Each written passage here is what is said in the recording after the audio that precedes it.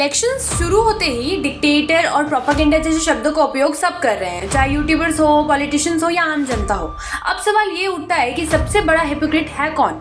आप सब सोच रहे होंगे कि हमारे फेवरेट्स को छोड़ के बाकी सारे हिपोक्रेट्स हैं। आइए आज ये आपके आंखों पे बंधी हुई पट्टी को उतारते हैं। नमस्कार दोस्तों, हर इंसान अपना अपना उल्लू सीधा कर रहा है, चाहे यूट्यूबर्स हो या पॉलिटिशियंस, और वहीं जनता आंखों में पट्टी बांधकर हर चीज को सच मान रही है।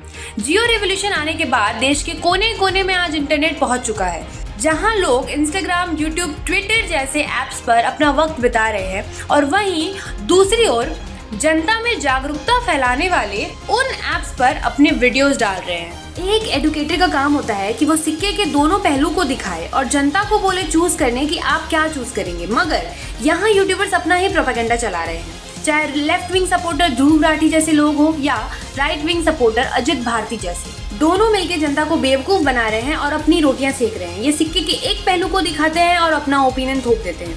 ये वही वीडियोस बनाते हैं जो इनके फेवर में हो, बाकी हर मुद्दों पे इनकी आंखों में पट्टी बन जाती है। सिर्फ ये दोनों ही नहीं, ऐसे कई यूट्यूबर्स हैं जो चंद पैसों के लिए प्रोपेगेंडा चला रहे हैं और जनता को बेवकूफ बना रहे हैं। एक तरफ ध्रुव राठी है जो कल तक कांग्रेस को सबसे बड़ा करप्शन करने वाली पार्टी बता रहे थे और आज राहुल गांधी की कांग्रेस को सपोर्ट कर रहे हैं, क्योंकि उनको उनका एजेंडा पूरा होने से मतलब है, डेवलपमेंट से नहीं। दूसरी तरफ अजीत भारती है जो बीजेपी के हर गलत काम पे मुंह बंद करके बैठ जाते हैं, मगर ऑपोजिशन के खिलाफ वीडियोस पे वीडियोस आ रहे हैं। सेक्युलरिज्म, न्यूट्रल जैसा शब्द आज की डेट में सिर्फ डिक्शनरी में ही पाया जाता है, क्योंकि रियल में कोई न्यूट्रल या सेक्युलर नहीं है। ये मुद्दा सिर्फ यूट्यूबर्स तक ही सीमित नहीं है, पॉलिटिशियंस भी यही काम कर रहे हैं, चाहे इंडिया अलायंस हो या बीजेपी के हो। कोई मणिपुर पे चुप बैठा है, कोई संदेश खली पे, कोई हाथरस पे, तो कोई बधियों पे। कोई खुद को सेकुलर बताता है और भाषण में मुस्लिम्स को घुसपैठिया कह देता है, कोई खुद को सेकुलर बता के श्री राम को मिथ बता देता है और हिंदू शब्दों का गलत इस्तेमाल करता है। तो आपके मन में सवाल उठ रहा होगा कि राजनीति है, ये सब तो चलता रहता है, मगर आधा सच बता के जनता को गुमराह करना सही है क्या?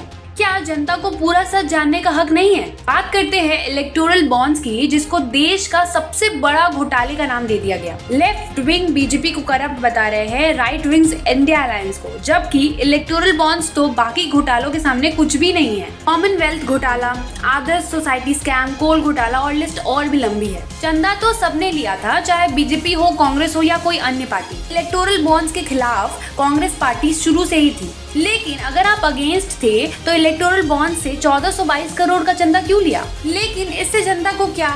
जनता तो उसी पे विश्वास करेगी जो इनके फेवरेट पॉलिटिशियंस या यूट्यूबर्स कहते हैं। राजनीति है, घोटाला होगा ही। बात करते हैं देश की महिलाओं पर। हर पार्टी इलेक्शन के टाइम नारी शक्ति, वुमेन एम्पावरमेंट की बात करती है, महिलाओं के लिए योजनाएं बनाई जाती हैं, मगर क्या सच में महिलाएं सुरक्षित हैं?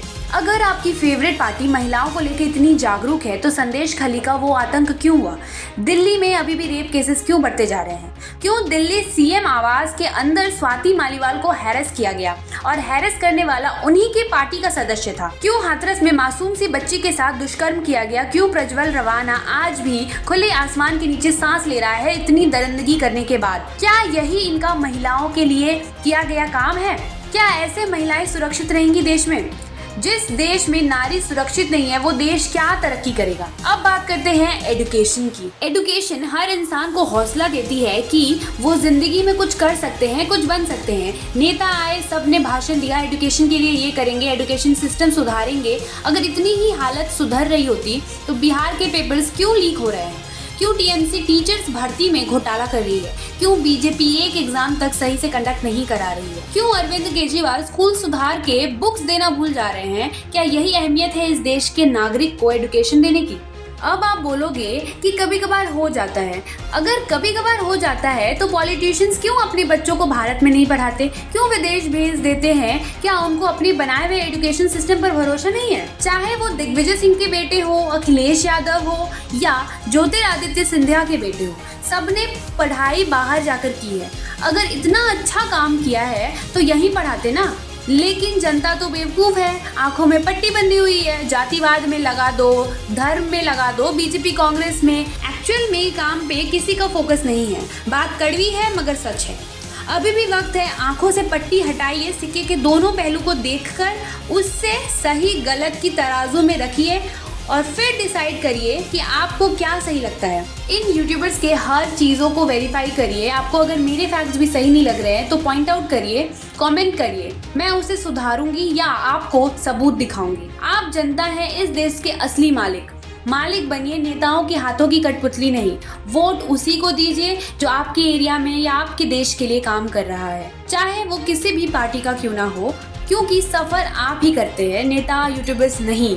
आप अपने ओपिनियंस हमें कमेंट सेक्शन में दे सकते हैं। वीडियो अगर अच्छा लगा हो तो अपने फ्रेंड्स और फैमिली के साथ शेयर करिए और आंखों से बंधी हुई पट्टी उतारिए, आईना देखिए और दिखाइए भी। धन्यवाद।